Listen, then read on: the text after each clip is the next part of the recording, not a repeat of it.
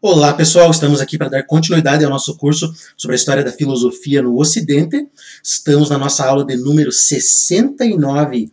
Hoje vamos continuar falando do Aristóteles. Será a nossa terceira aula sobre Aristóteles. Faremos um total de 19 aulas contemplando aí o pensamento, as ideias do Aristóteles. Lembrando que, de maneira geral, estamos no terceiro período da filosofia, que é o período ontológico ou o período da grande síntese. O primeiro período da filosofia é o período cosmológico, que compreende lá os pré-socráticos. Segundo período da filosofia é o período humanista, que compreende as ideias dos sofistas e de Sócrates. Esse terceiro período compreende as ideias de Platão e Aristóteles.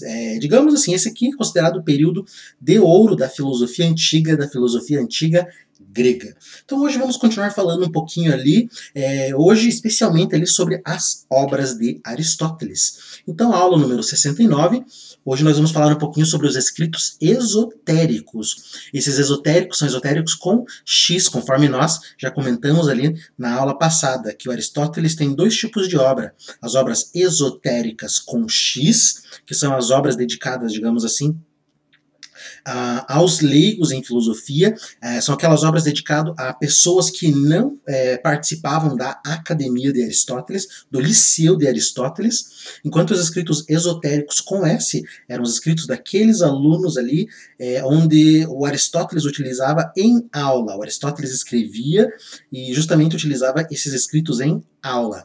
Durante bom tempo, Aristóteles foi conhecido por esses escritos que eu vou falar hoje, os escritos esotéricos com X, que é, na verdade, um Aristóteles ali, como a gente vai ver, que está muito próximo do pensamento de Platão. Então, Aristóteles, nesses escritos esotéricos que nós estamos falando, esotéricos com X, o Aristóteles adotou, em alguns escritos, a forma literária do mestre, o mestre é Platão, incluindo o título de algumas obras. Então, nesses escritos esotéricos, o Aristóteles, ele, de certa forma, ali, imita o estilo literário de Platão. Ele escreve em forma de diálogos, escreve da forma como o mestre escreve.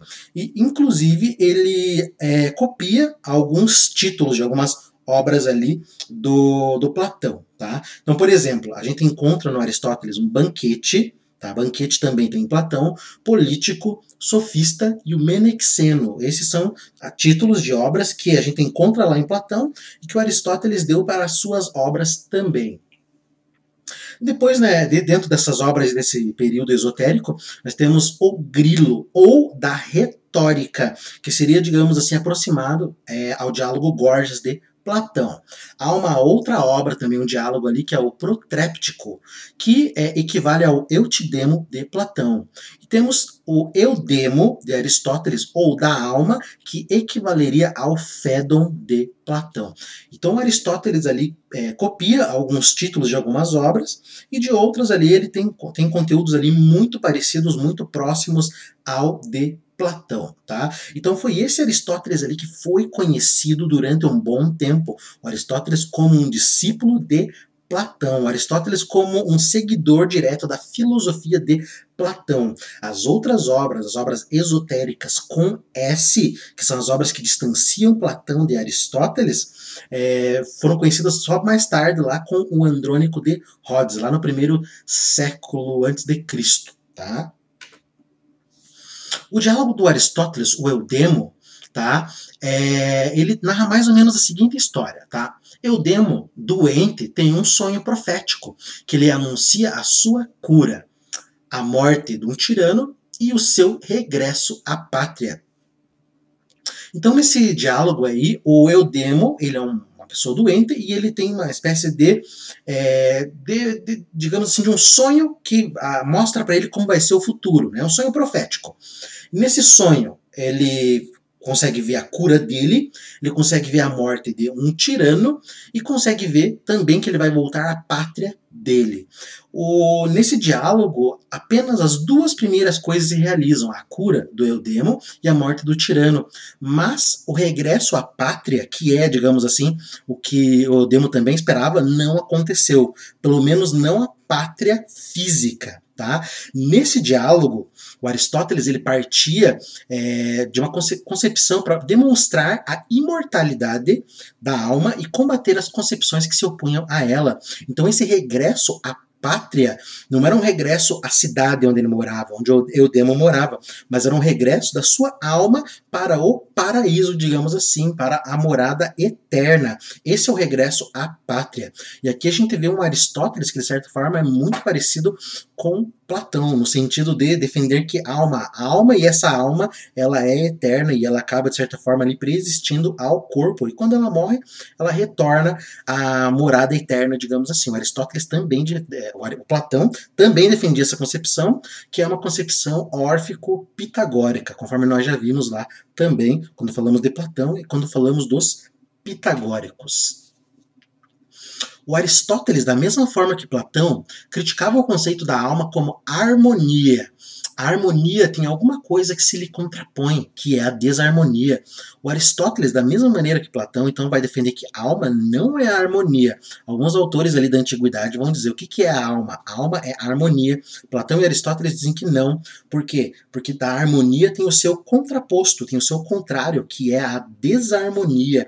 E tanto para Platão quanto para Aristóteles, a alma não pode ter o seu contrário. Não tem um contrário da alma. Portanto, a alma não pode ser harmonia. Esse diálogo admitia também a doutrina platônica da anamnese. Doutrina platônica da anamnese. A alma é como se ela, digamos assim, a alma existe dentro de um corpo. Quando o corpo morre, a alma, carregada das memórias, carregada das lembranças, ela vai para um determinado lugar, um lugar eterno, digamos assim. E depois de um determinado tempo, a alma retorna para a terra, ela retorna para o corpo. Só que quando ela faz esse retorno, ela esquece de tudo aquilo que ela viveu, de toda aquela experiência. É isso que é a anamnese.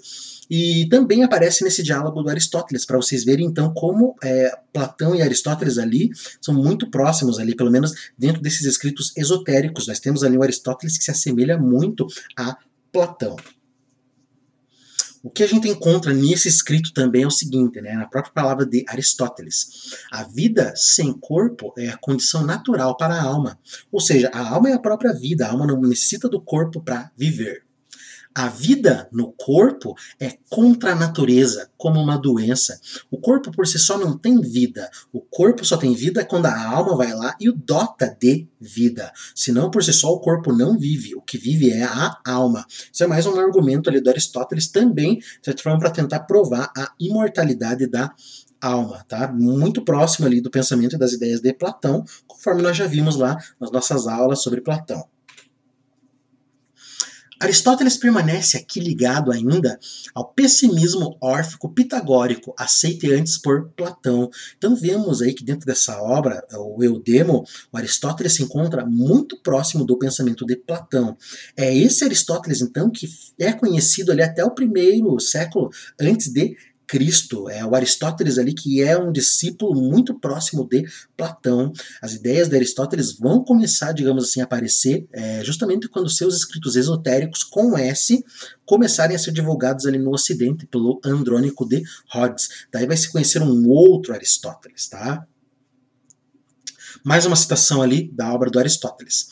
Dado que é impossível para o homem participar da natureza do que é verdadeiramente excelente, seria melhor para ele não ter nascido.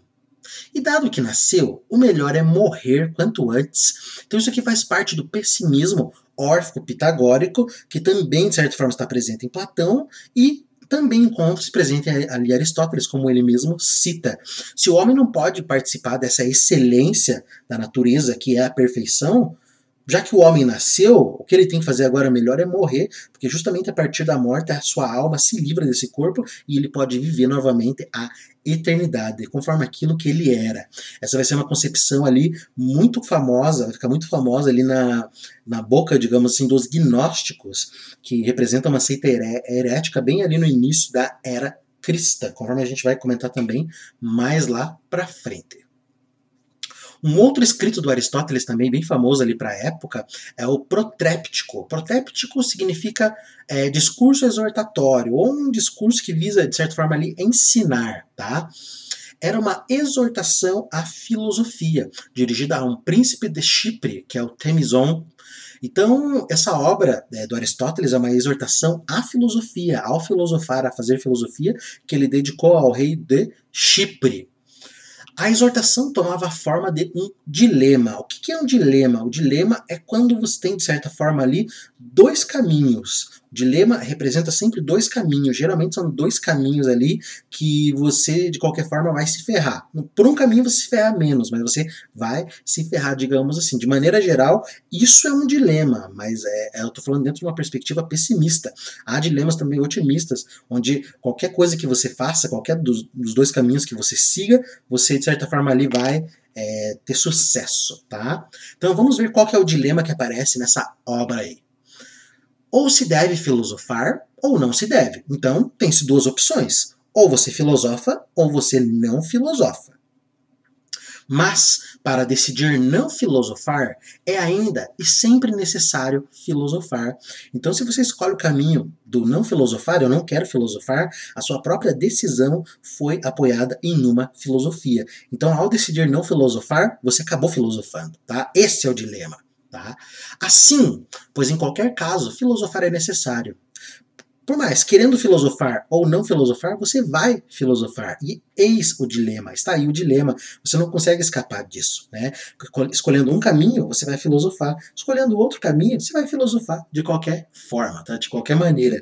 Esse é o dilema que aparece ali no Protréptico. O filosofar é concebido ainda platonicamente, como exercício de morte.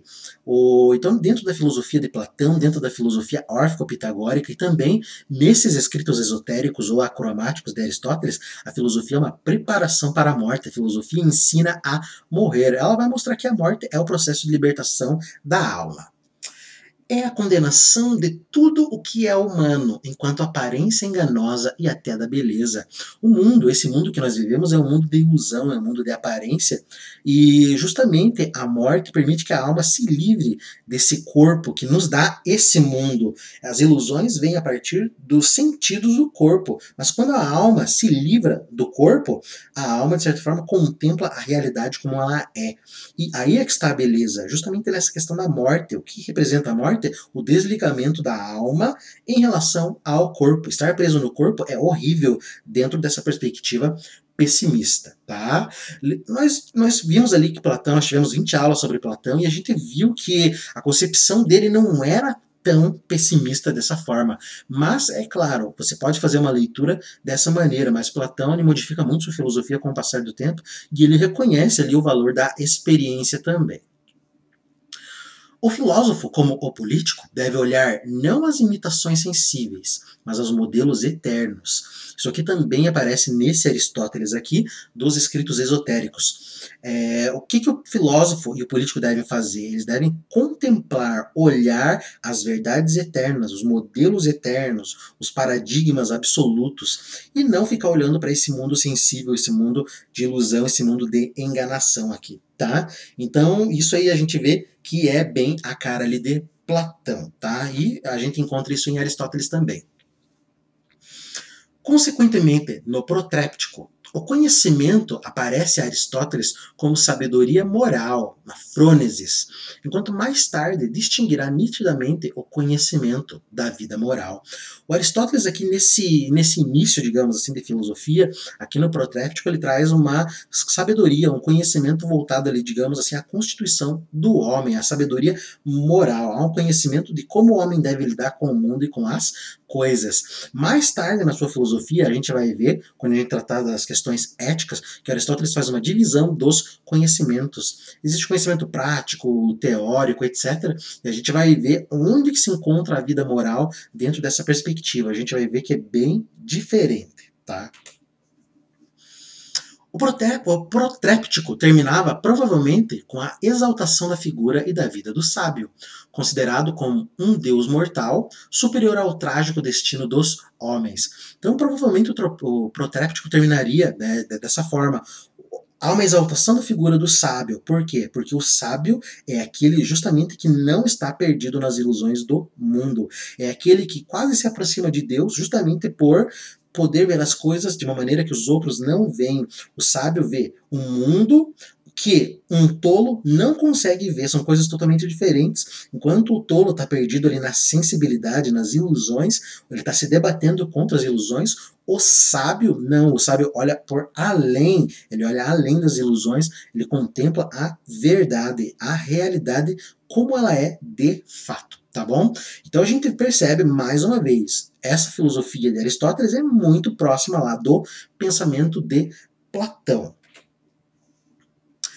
Esse Protréptico também foi um livro que esteve entre os mais lidos e admirados por variadíssimos espíritos. Desde o cínico Crates, que o leu na oficina de um sapateiro, a Santo Agostinho, que, graças à imitação que dele fez Cícero no Hortênsios, veio à filosofia e, portanto, a Deus. Então, essa obra, o Protéptico, era muito famosa lá na Antiguidade, incluindo ali no começo do período medieval com Santo Agostinho, e era justamente dessa forma que eles conheciam Aristóteles. Aristóteles como mais um dos seguidores de Platão. Tá?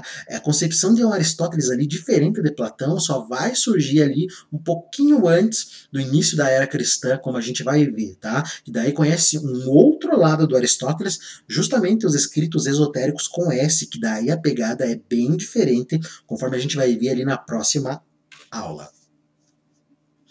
O afastamento do platonismo deve iniciar-se durante a permanência em Aço, e o seu primeiro documento é o Diálogo sobre a Filosofia, que foi durante muito tempo, isto é, até a edição da Metafísica, a fonte principal para o conhecimento da sua filosofia.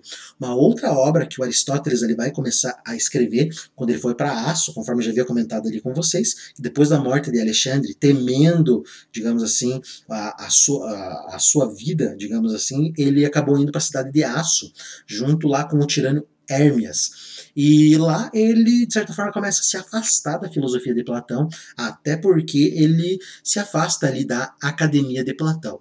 E ele vai começar, de certa forma, a desenvolver seu pensamento provavelmente nessa cidade. E nessa obra que ele escreve ali sobre a filosofia, começa, de certa forma, já a perceber um certo distanciamento.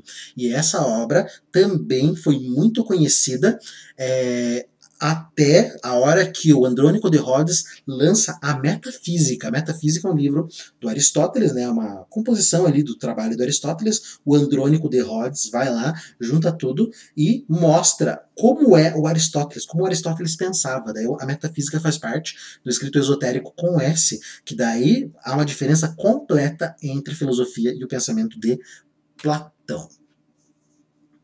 Esse diálogo sobre a filosofia constava de 3 livros. No primeiro livro, tratava do desenvolvimento histórico da filosofia, de maneira análoga ao que fez no primeiro livro da Metafísica. Então, aqui nesse primeiro livro dessa obra sobre a filosofia, o Aristóteles ele vai escrever uma história da filosofia. E ele vai começar ali justamente a mostrar da onde é que surge a filosofia até aonde ela vai, né, digamos assim, em relação a ele. Mas aqui não começava em Tales, mas na sabedoria oriental e nos 7 sábios. Então aqui nessa obra, o Aristóteles não começa com Tales de Mileto, afirmando que Tales é o primeiro filósofo, mas ele vai começar lá na sabedoria oriental e vai falar também dos 7 sábios. Nós já falamos sobre isso lá na nossa terceira aula. Assista lá na nossa aula número 3, que você vai ver toda essa discussão ali sobre a sabedoria oriental e os 7 sábios. E daí, ele vai então desde a sabedoria oriental e vai até Platão. Platão era colocado no cume de toda a evolução filosófica. Então a filosofia começaria lá na sabedoria oriental, passaria pelos 7 sábios, teriam lá os pré-socráticos, Sócrates, e chegaria em Platão. Platão é o cume de toda a evolução da filosofia. Ou seja, a filosofia surge lá no Oriente, mas ela evolui, a evolução completa e mais madura dela está com Platão. Então esse primeiro livro da obra sobre a filosofia vai falar disso. No segundo livro, criticava-se a doutrina das ideias de Platão. Então, o segundo livro, aí Platão vai se dedicar, Aristóteles vai se dedicar a criticar a teoria das ideias de Platão. Num fragmento que chegou até nós, toma-se particularmente em atenção a teoria das ideias-números. Já falamos um pouquinho também sobre a teoria das ideias-números, que foram desenvolvidas lá pelos discípulos que tomaram conta da Academia de Platão após a morte de Platão. O autor que começou essa história de ideias-números foi o Espeusipo, mas isso continua durante toda a história da Academia. E é especialmente isso que o Aristóteles vem criticar nesse fragmento. Se as ideias fossem uma outra espécie de números, diferentes dos da matemática, não poderíamos ter delas nenhum entendimento. Com efeito, quem pelo menos a maior parte de nós pode entender que coisa seja um número de espécie diferente. Então, a grande ideia lá daqueles autores da Academia de Platão, os platônicos, os acadêmicos, eles defendiam uma teoria das ideias número, onde as ideias de Platão seriam números, mas não os números da matemática, uma outra espécie de número.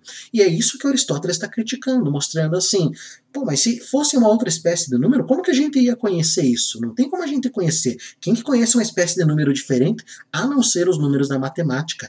Então essa é a primeira crítica que o Aristóteles vai fazer a essa teoria. Mas, por um testemunho de Plutarco e de Próclo, Plutarco e Próclo são outros filósofos, tá? Que vão aparecer mais tarde. O Próclo, a gente vai encerrar com ele a história da filosofia antiga, né? A gente vai passar para a história da filosofia medieval. Plutarco é um autor que a gente vai comentar um pouquinho também. Então, a partir da ideia desses autores, o Plutarco e o Próclo, sabemos que o Aristóteles impugnava toda a teoria das ideias, declarando que não podia segui-la mesmo à custa de parecer a alguém demasiado amante da disputa. Então, o Aristóteles ele não concordava com a teoria das ideias, nem a de Platão, nem a teoria das ideias número ali lançadas pelos seguidores. Nenhuma teoria das ideias o Aristóteles concordava. Ele não concordava com essa teoria e acabou desenvolvendo uma outra explicação para os problemas que o Platão teve que utilizar para desenvolver a teoria das ideias. O Aristóteles vai dar uma outra resposta ao problema, conforme a gente vai falar na nossa aula, e acho que daqui a umas 3 ou 4 aulas, mais ou menos. Então, esse primeiro livro aí sobre a filosofia, ele é dividido em 3 partes. Primeira parte, que vai da sabedoria oriental até Platão. A segunda parte, que é a crítica da teoria das ideias. E há uma terceira parte, tá? Então, nessa terceira parte, Aristóteles apresentava a sua construção cosmológica. Daí o Aristóteles, então, vai tratar da sua filosofia, ou pelo menos no começo ali da forma como ele pensava o mundo, o universo, o cosmos.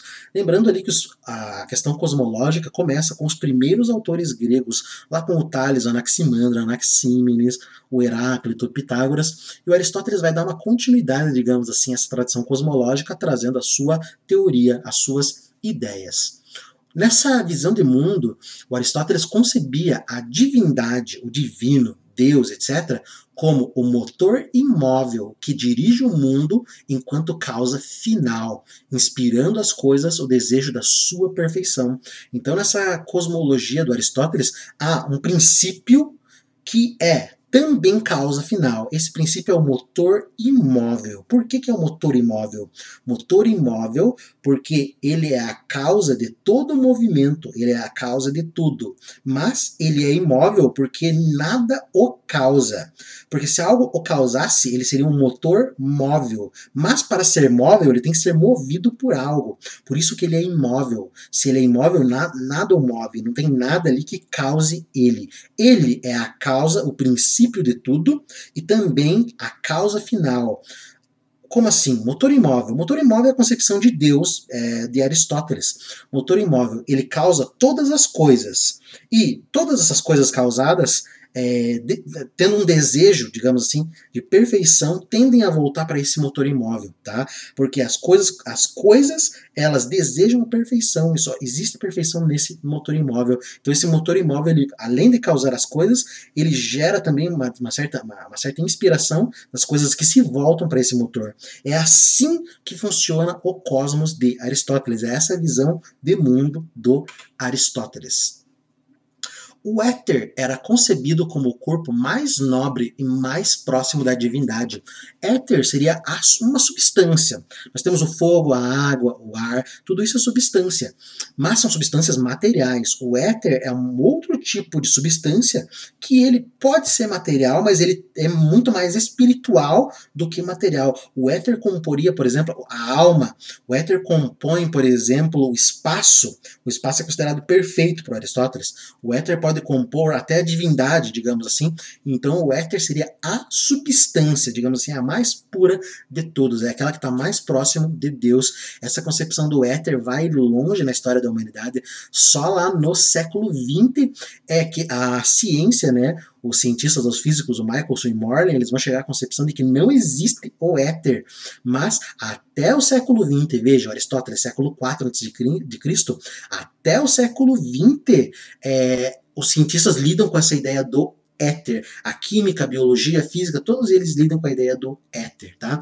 O éter, ele traz uma série de explicações, principalmente sobre a natureza da luz, mas depois com a física moderna, essa concepção do éter já não é mais necessária. Mas, enfim, tudo isso começa lá com o Aristóteles.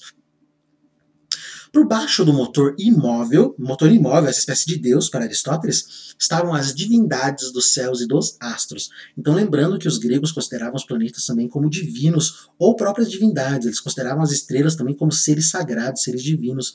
E abaixo desse motor imóvel estão os planetas e as estrelas. E eles estão abaixo justamente porque numa hierarquia de perfeição, o motor imóvel é o perfeito e o restante são divindades ali que não são tão perfeitas, mas também são perfeitas, mas não tanto quanto o motor imóvel, tá? Então, os céus, digamos assim, e os astros e os planetas são divindades pro Aristóteles. Por que os céus? Porque o que nós vemos aqui é o céu, nós olhamos para cima e vemos o céu, mas para Aristóteles existiriam outros céus, justamente que representam aquelas camadas onde girariam os planetas, digamos assim, tá? Seria mais ou menos essa a ideia.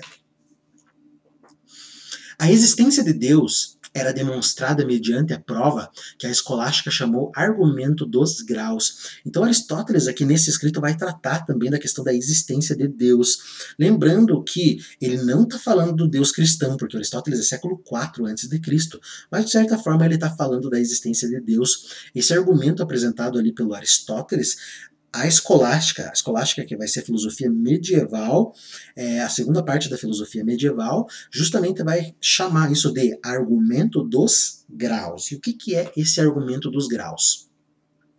Em qualquer domínio em que haja uma hierarquia de graus e, portanto, uma maior ou menor perfeição, subsiste necessariamente algo absolutamente perfeito.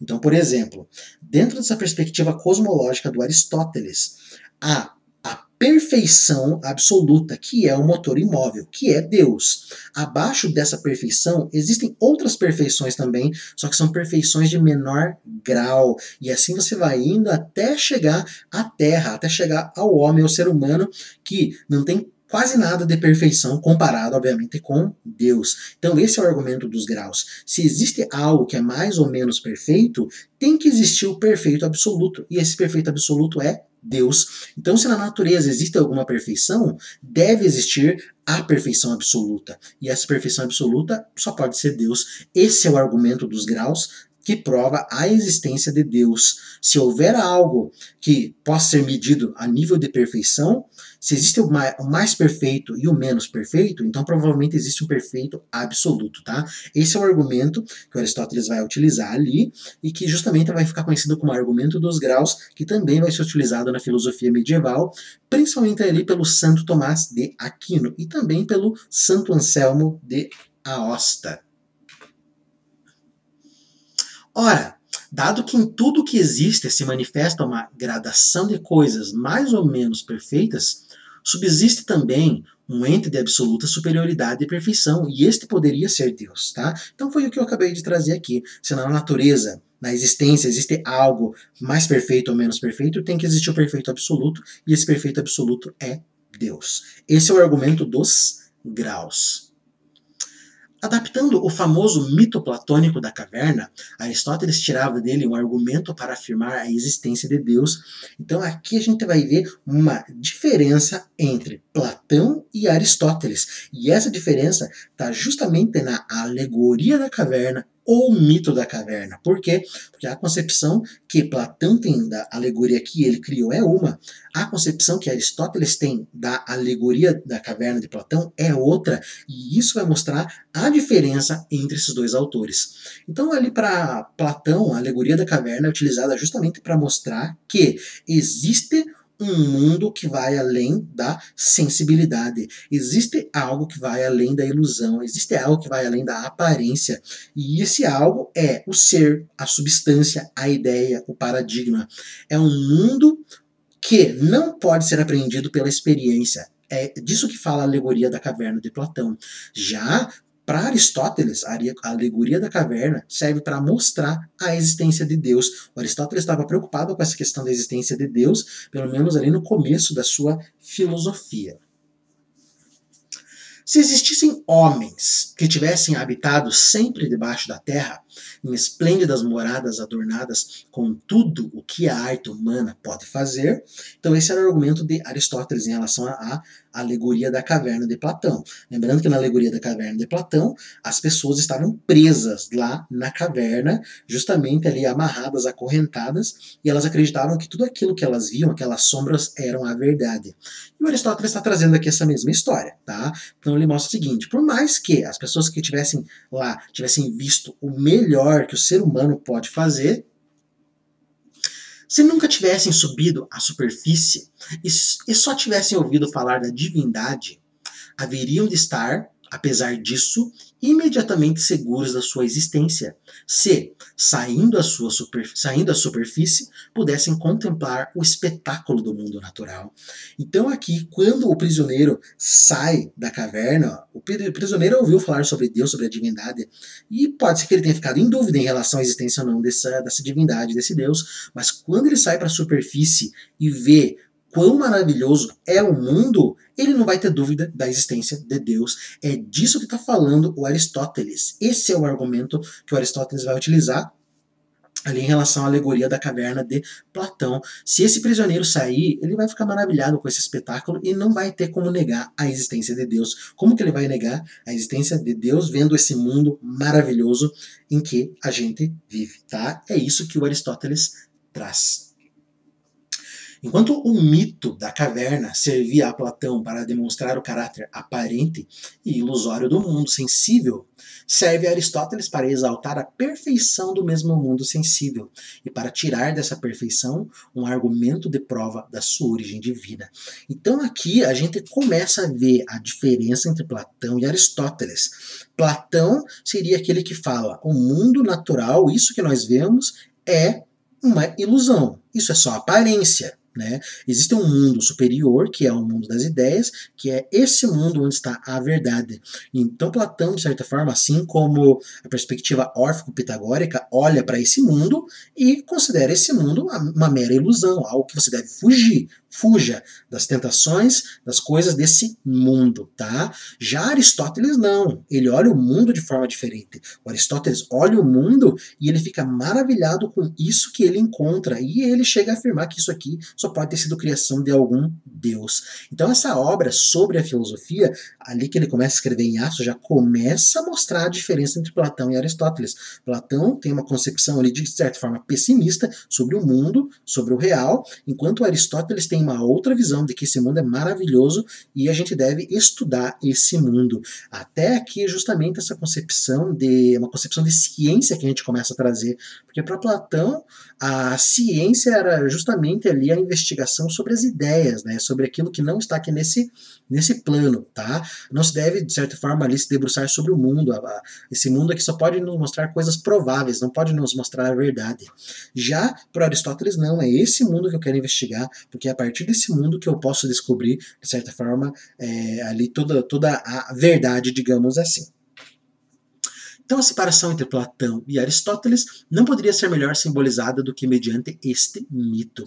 Então esta alegoria aí da caverna, vista pelo olhar de Aristóteles e também de Platão, serve para mostrar a diferença entre esses autores. Platão vê o mundo, então, ali de uma forma negativa, pessimista, já Aristóteles vê o mundo de uma forma mais otimista, e isso vai influenciar a sua filosofia.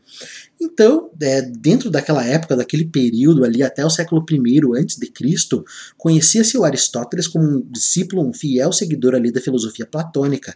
Até um Aristóteles com aquele olhar pessimista sobre o mundo. Quando começa a descobrir as outras obras do Aristóteles, as obras esotéricas com S, são essas perspectivas que começam a aparecer de como Aristóteles é diferente de Platão. Então, na próxima aula, nós vamos falar um pouquinho sobre os escritos esotéricos com S.